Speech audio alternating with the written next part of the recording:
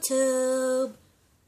So, I'm here for, let's see, I even wrote it down, look at this. I'm that bad. I took notes. But that's not really notes, it's just the titles of all the episodes, so when I actually type them down while uploading them, it's just like right there. I'd have to go to my screen all the time. But anyway, I am here for The Walking Dead Season 6, Episode 4, that aired last night, titled, Here's Not Here. Yeah, I was about to say, is that really the title? Anyway, I watched it right when it aired. For me, for everyone, it airs like 9 o'clock. And, I had to watch it twice because there were times during the original airing of 9 o'clock that I had to go, bathroom breaks or water breaks and all that stuff. And every time I did, I came back and it was already showing the show. I was like, no! And I just realized how dark it is. Hang on. Must find light.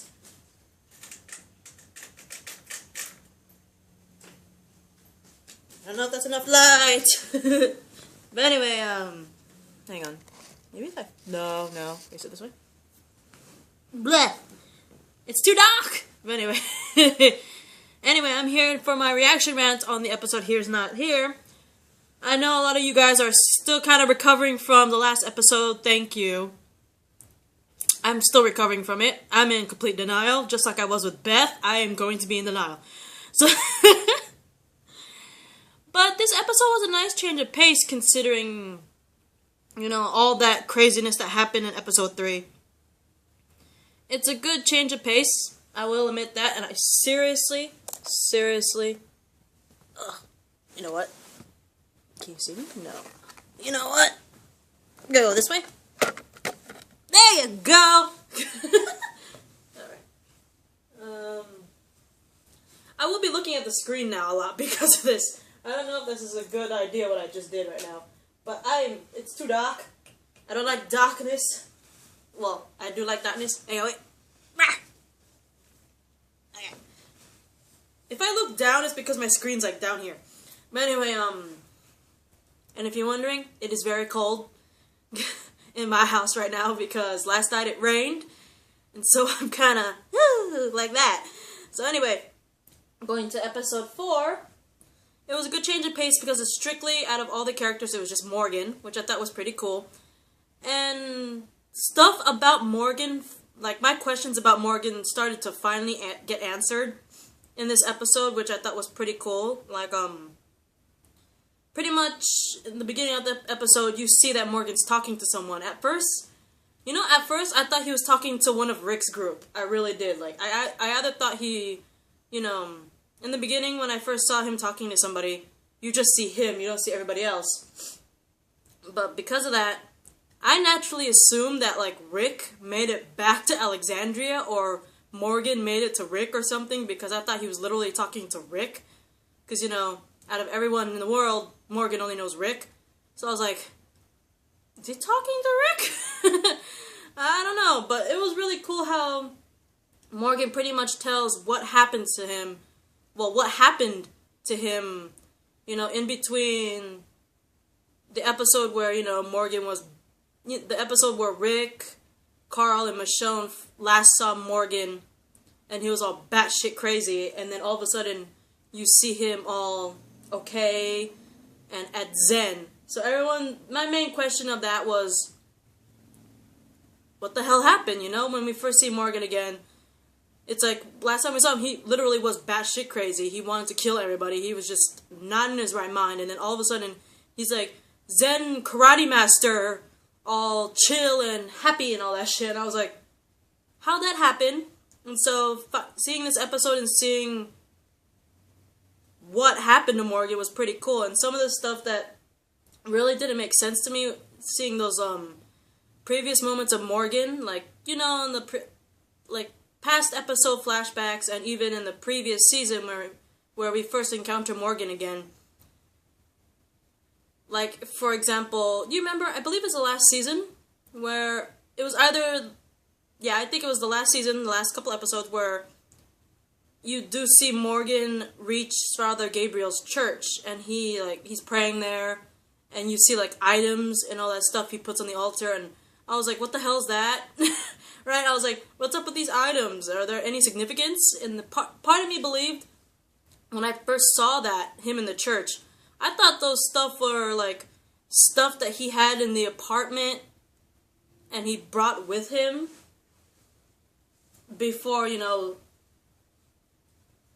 basically I thought there was stuff that he saved from the apartment before he took off and started following Rick, right? And then a part of me also thought maybe those were like Dwayne, his son Dwayne's stuff or something like that. So I was like wondering what those items were. And then another thing I was so curious about was the last couple episodes when you see Morgan save Father Gabriel from the wolf, when Father Gabriel asked Morgan, how'd you learn that? He's pretty much said, a cheesemaker. I was like, what? I couldn't even... Was that intentional? When I first saw that in my mind, I kept thinking, was that intentional? Was that, like, was there a reason why cheesemaker was the words that came out of his mouth? Or was just Morgan just joking around and shitting around with Father Gabriel? I don't know. But anyway, wow, I'm looking at my timer right now. I'm spending like 6 minutes talking about what I thought in previous episodes and seasons. But getting on to the episode, you basically see a flashback of Morgan back at the apartment he was at. And you see him, of course, as batshit crazy, as we actually remembered him before the whole Zen Master shit. And, he's all talking to himself, and he keeps saying, I believe you should have done it, or something like that? I forgot the exact words that he kept mumbling over and over again, but from what I remember thinking when I heard those words, was that he's probably reliving, basically, that moment when he was supposed to shoot his wife. I keep thinking that, if the words are, you should have done it, if I remember, I believe the words were, you should have done it, that he was mumbling over and over again. I believe he keeps saying that because he keeps telling himself, you should have shot your wife. You know what I mean?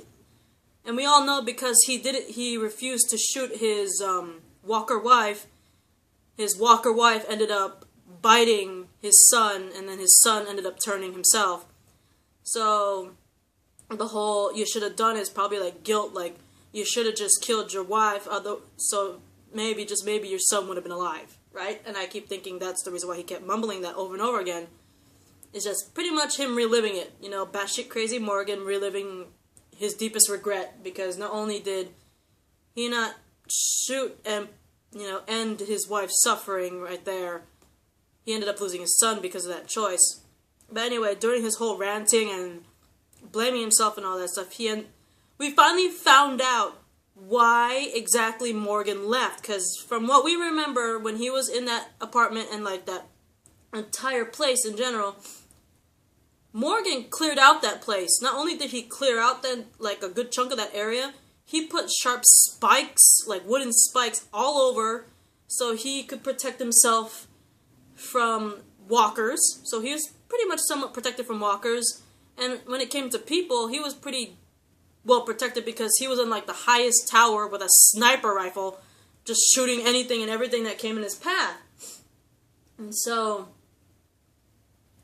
because of that, I was like, why did Morgan ever leave? You know what I mean? It's like, he seemed pretty legitly safe in the place he was. It was pretty much cleared out. He had a good chunk of supplies for himself.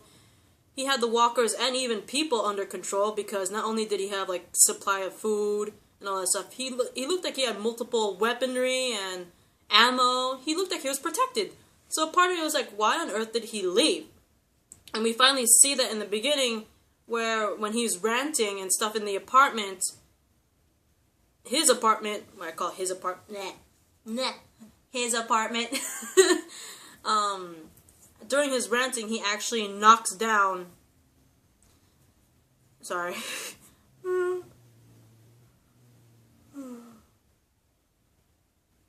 he knocks down a lantern and pretty much sets his whole apartment on fire. And I know this looks weird because I'm like this, but I'm sorry.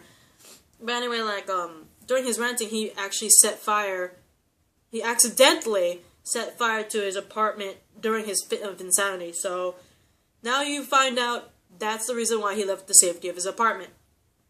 Moving on, like, you see Morgan set up camp in the middle of a forest, and a part of the forest looked really nice to me for some reason. Like, there's a part of the forest that looks so majestic and pretty. I don't know if you guys might have seen that or think like me when I saw it, but that was later on, but I will get back to that because that's a little later on in the episode, but he's setting up camp in the forest and all that.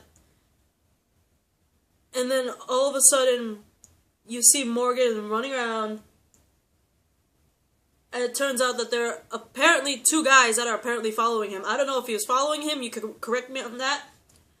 I don't know if they were legitimately following him or just pure coincidence that they're in the same area and they just saw him and they're like, oh, people! You know what I mean? Like, in my opinion, those two guys, they're either seriously following him for bad reasons, or they're like, oh look, there's a dude, maybe he could help us, you know what I mean? But Morgan noticed, from what I saw, Morgan noticed that two people were following him, so he ends up running ahead and like hiding and all that stuff, and oh my god, and the fact that those two could be a father and son, which was kind of sad for me, but the fact that Morgan took down the father, because when they ended up catching up to Morgan's already hiding, Morgan straight up comes out of nowhere, stabs the dad right in the throat, and it's like, damn, ouch, yeah. I don't like blood, that's why I saw. And this is funny, I don't like blood, yet I'm watching Walking Dead. Good job! And then he ends up strangling the kid afterwards. And I was like, Morgan. Attacking live people without even knowing if they're good or not is just... I know he was batshit crazy, but... And he obviously attacked Rick, Carl, and Michonne when they entered the town that he was in. But I didn't think he was that batshit crazy that he was willing to kill other people without, like, giving them a chance or at least letting them talk. I mean, come on, in the throat. Seriously? But oh my god, I was just... Damn. And then he ends up setting up camp in the middle of this forest-looking area, which seemed amazingly cleared circle that he ends up finding in the forest, which is amazing, because everything was like pretty much surrounded by trees and this nice patch of land right there. He ends up sharpening a bunch of other sticks, putting them up like spikes like he did in that town that he was in. And then pretty much any walker that ended up getting nearby or getting caught ends up burning them in a bonfire. I think he also ended up burning the father-son son that he... no, he didn't. Wait. No, strike that. I messed up on that one. Don't mind the father and son one. All I know is that he bonfired the walkers that caught in his little, spike trap. But anyway, seeing all those walkers he ended up killing after he lit the bonfire was kind of interesting, because it's like, dude's got some moves with a stick even before he goes Zen mode. So it was really cool. And I just noticed I am running out of time on this one. So this is going to be part 1, apparently, of this episode, even though I really didn't want to make more than one freaking video. But there was a lot of things I had to say about Morgan, and so I guess that took a lot of time to do. But I promise I will finish it up. Hopefully. I'm not even like halfway through this right now. This is just bad. But anyway, I'll continue this in part 2. Hopefully finish it in part 2. And I'll see you in the next video. Goodbye, good job. Look at the finger. Look at the finger. Bye.